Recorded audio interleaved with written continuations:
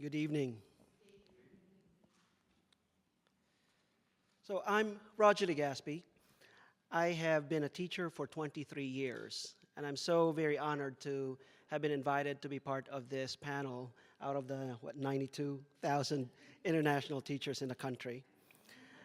I have spent 13 of those years, of those 23 years, as a middle and high school science teacher in American public schools. I am Filipino, and I have twice been recruited by agencies to migrate from the Philippines to fill teacher labor shortages in the United States. First in 1992, when I was recruited to teach in Texas, and then again in 2008, when I was recruited to teach in Baltimore, where I still teach today. I have an undergraduate degree in biology, completed 2 years of medical school. I always joke that I met my wife over a dead body. We met at an anatomy she's spouting right now, but that's true. And I'm certified to teach both in Texas and in Maryland. And I have a master's degree in educational administration. I love teaching, and I'm very dedicated to the students that I teach and the profession where I'm in. My wife is also from the Philippines, and she too teaches in Baltimore as a public high school science teacher. We both came on H-1B visas to teach in schools that serve predominantly low-income, non-white student populations. If you have seen the Baltimore protests on TV, you have seen a glimpse of our student demographics in Baltimore. My wife and I have 2 children of our own. Both of them were born here in this country, and both attending Baltimore public schools. So I speak today about myself, but I also speak on behalf of the thousands of overseas trained teachers working in American public schools, some of whom are in attendance tonight from Baltimore Teachers Union and from Baltimore City Public Schools. I endorse the Teachers Code because I know through my personal experience that there are good and bad ways to recruit teachers into the United States. I have experienced both ethical and unethical treatments. The differences are very, very important. It is important that this code be widely adopted so that we can protect teachers' rights as employees and, more importantly, as humans, and that we ensure high-quality teaching for students in our schools. My 1992 recruitment in Texas is an example of an unethical and ineffective teacher recruitment practice. I was misled about my visa and employment status, charged large sums of money, and housed in substandard accommodations. The agency that recruited me led me to believe that there was a job waiting for me in Texas, but that was not the truth. Instead, they were my H-1B sponsor. And when I arrived, I was told that I had to go out and look for a teaching position myself. The agency would pile 18 of us into a 7-person van and drive us from school district to school district in response to job postings. And you know for sure that Texas is a whole other country. And driving from one county to the next was a lot of driving. And 18 of us in one van. They also pressured us to take any job offered to us, even if we were not qualified for the position. I was promised transitional housing, and it turns out that meant sleeping on sofas in unfurnished storage basement with 5 of my fellow migrant Filipino teachers and several macaws that were allowed to freely fly overhead. I had to work very, very hard to protect my only interview blazer from the bird droppings. This is the same blazer I'm wearing tonight from 23 years ago. I purchased a new jacket, but I said, you know what, for effect, I'm going to use this.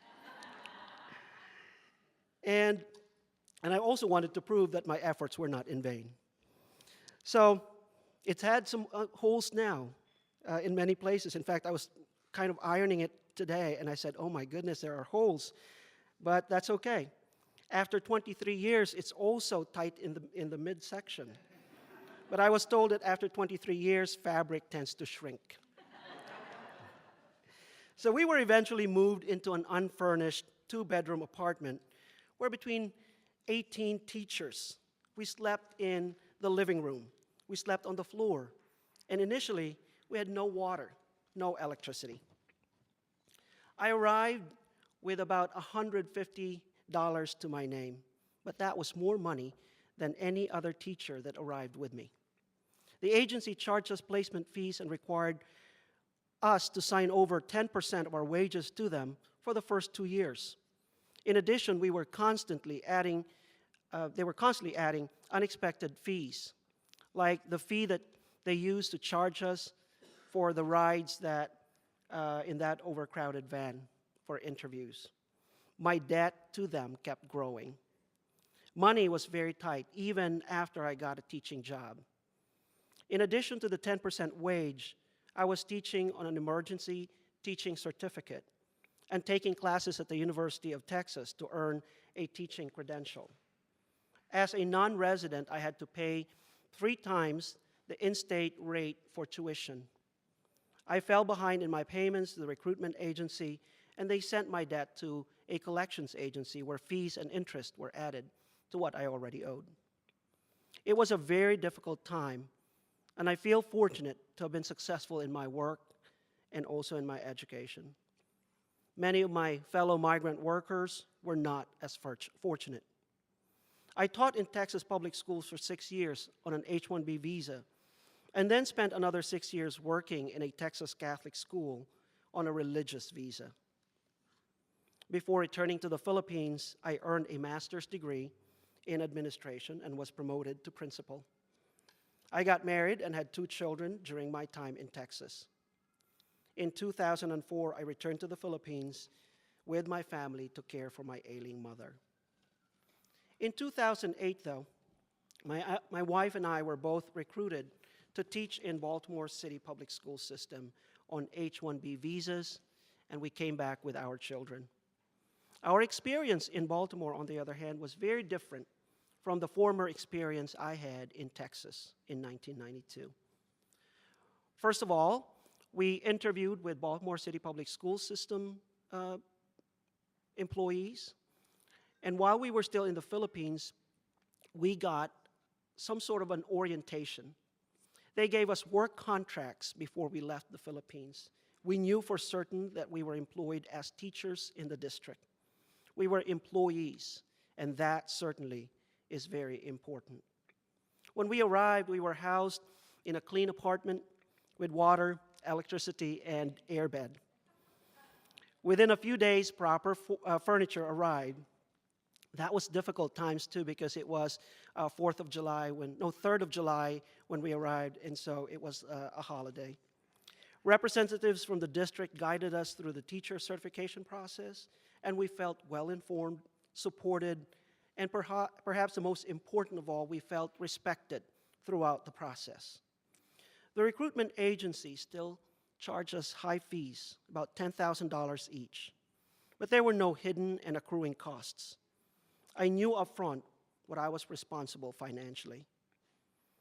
I have now been working as a science teacher in the Baltimore City School System for about 7 years now. I'm happy to report that this year, I, along with 4 other Filipino teachers, were nominated Baltimore City Teacher of the Year.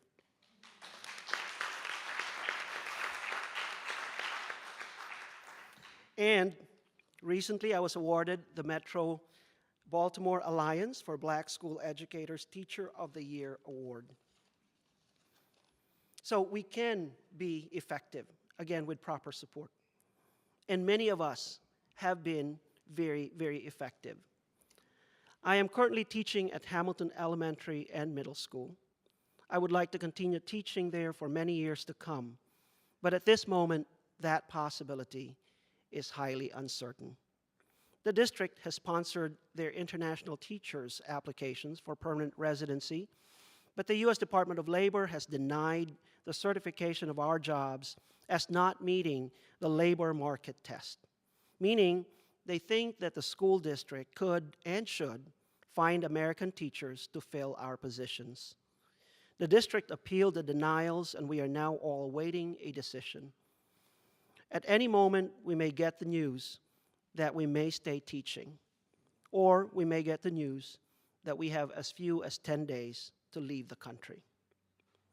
I tell the story all the time, and Marietta has heard this before, that our basement is full of boxes of our mementos and our children's pictures, just in case we were told 10 days to leave.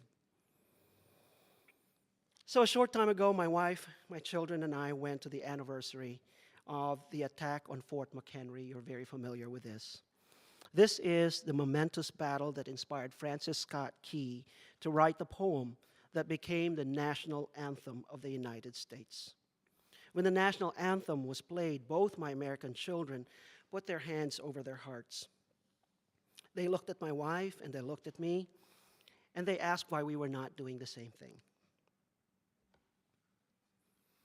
So I told them that we could not, as we were not yet American citizens, but that one day we hope to join them in that pledge. Every day, like American and international teachers alike, I guide my middle school students to stand and pledge proudly to the flag. I am their teacher.